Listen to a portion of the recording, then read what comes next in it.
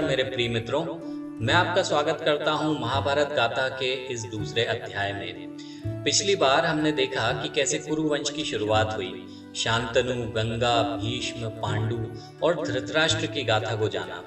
अब वक्त है उस हिस्से को जानने का जहां कहानी अपने सबसे जटिल मोड़ पर पहुंचती है, जहां रिश्तों की परतों में छल है और प्रेम की सतह के नीचे जलता है ईर्ष्या का ज्वालामुखी। पांडव वनवास काटकर लौटे थे। वो शांत थे, विनम्र थे, धर्मपरायण थे। परंतु मित्रों, क्या हर धर्मात्मा की राह सरल होती है? बिल्कुल नहीं। सत्य की राह कभी सरल नहीं होती, उस पर कांटे होते हैं और उन्हीं कांटों का नाम था कौरव, शकुनी और दुर्योधन का षड्यंत्र। पांडवों को इंद्रप्रस्थ का राज्य मिला।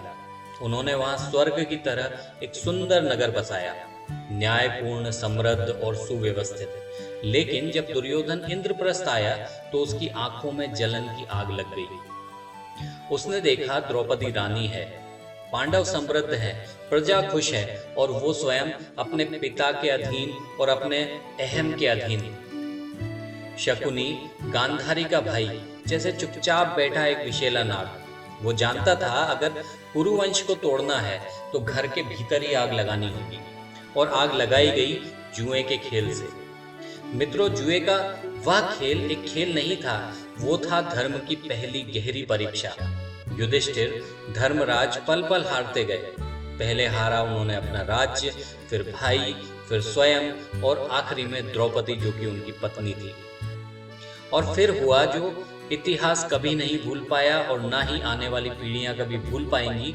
वो था द्रौपदी को जब सभा में खींच कर लाया गया और दुशासन ने उनके वस्त्र खींचने का प्रयास किया। और तब मित्रों, कृष्ण ने उन्हें आबरू दी। लेकिन पूरा राज दरबार मौन था, भीष्म भी, द्रोण भी और धर्म भी। और यहीं से तय हो गया था युद्ध। धर्म को बचाने के लिए, अधर्म को ललकारने के लिए अब युद्ध होना ही था। लेकिन युद्ध अभी नहीं, पहले पांडवों को दिया गया 13 वर्षों का वनवास। 12 वर्ष वे जंगलों में भटकते रहे, कभी ताप, कभी धूप, कभी आत्मग्लानि, और फिर 1 वर्ष का अज्ञातवास, जहां उन्हें अपनी पहचान छुपाकर रहना पड़ा।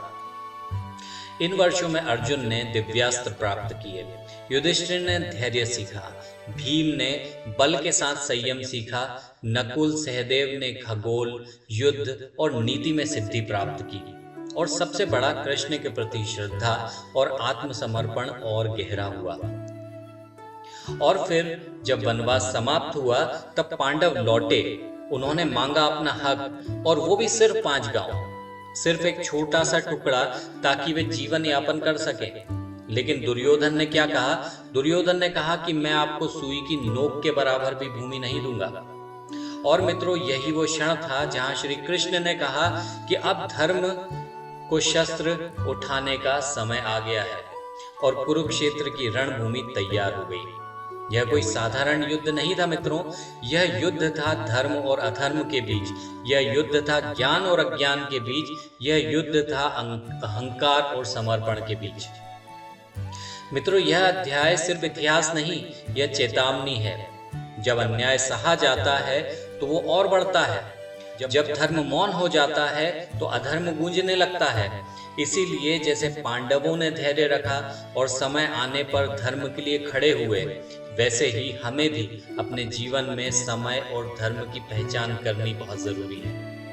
मित्रों, अगला भाग हम कुरुक्षेत्र का रण, अर्जुन का संकल्प और श्री कृष्ण के उपदेश के साथ करेंगे, और वहां हम जानेंगे गीता के जन्म की कथा और अर्जुन का उस भ्रम और भय से मुक्ति की यात्रा, जिसे सुनना नहीं, जिसे महसूस करना होता है। मित्रों, हमारे चैनल को सब्सक्राइब करें, हमारे वीडियो को शेयर करें, ताकि धर्म की ये गाथा हर एक के हृदय तक पहुंच सके। धर्म की जय हो, अधर्म का नाश हो। जय Shri Krishna. For more updates, like, share and subscribe our channel and hit the bell icon.